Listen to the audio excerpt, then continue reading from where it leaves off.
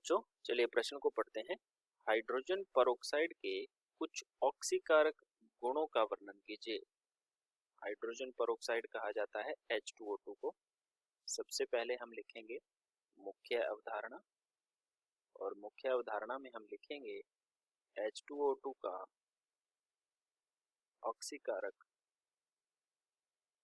H2O2 का ऑक्सीकारक की तरह काम करना, की भांति व्यवहार। ठीक है। ऑक्सीकारक कौन होते हैं? जो दूसरे का ऑक्सीकरण करते, और ऑक्सीकरण कब होता है? जब किसी का ऑक्सीकरण अंक में वृद्धि हो जाती है तो वहां ऑक्सीकरण होता है। अम्लीय माध्यम के अंदर हम बात करेंगे, क्योंकि ये H2O2 जो होता है ये अम्लीय और क्षारीय दोनों ही माध्यमों में ऑक्सीकारक और अपचायक दोनों की तरह ही काम करता है। अब हमें सिर्फ ऑक्सीकारक गुण के बारे में पूछा गया है, तो हम सबसे पहले अम्लीय माध्यम में देखते हैं। तो अम्लीय माध्यम में ये क्या करता है? I- को किस में बदल देगा? I2 में बदल देगा। ऐसे ही अगर Fe+2 है तो उसको किस में बदल देगा? ये Fe+3 में बदल देगा। इनकी अभिक्रियाएं देख लेते हैं। फेरस को फेरिक में बदल देता है, ठीक है ना। आयोडाइड को आयोडीन में बदल देता है। तो हम इसकी अभिक्रियाएं देख लेते हैं पहले।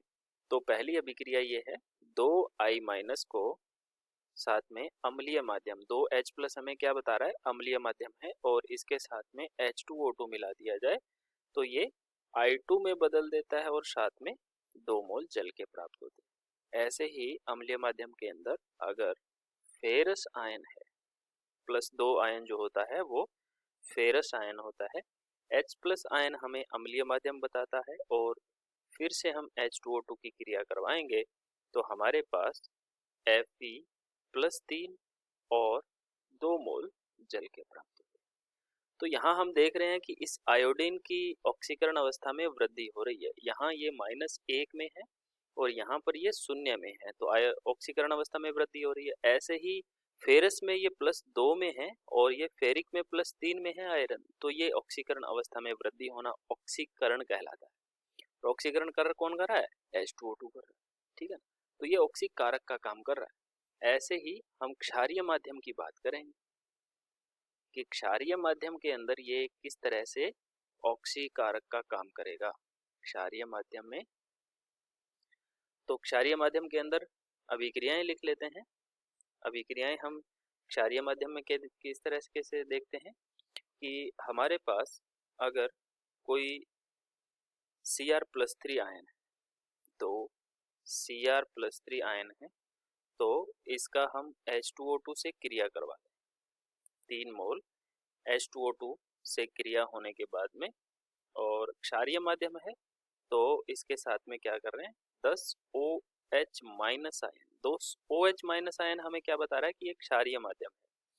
तो हमें प्राप्त होता है CrO4-2, ठीक है, और साथ में 8 मोल जल के।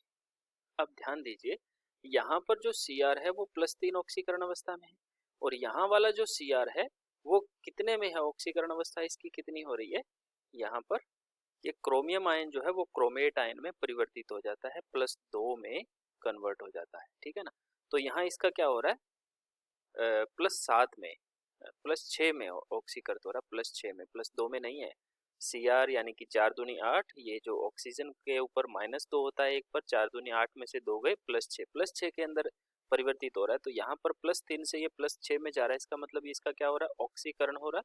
और जहाँ ऑक्सीकरण होता है वहां पर जो करने वाला पदार्थ होता है वो ऑक्सीकारक कहलाता है। तो ये करने वाला पदार्थ तो H2O2 है ना, तो ये ऑक्सीकारक की तरह काम करता है क्षारीय माध्यम के अंदर, ठीक है ना। तो इस तरीके से ये ऑक्सीकारक गुण होते हैं H2O2 के अंदर। आशा करते हैं आपको समझ आया होगा। धन्यवाद।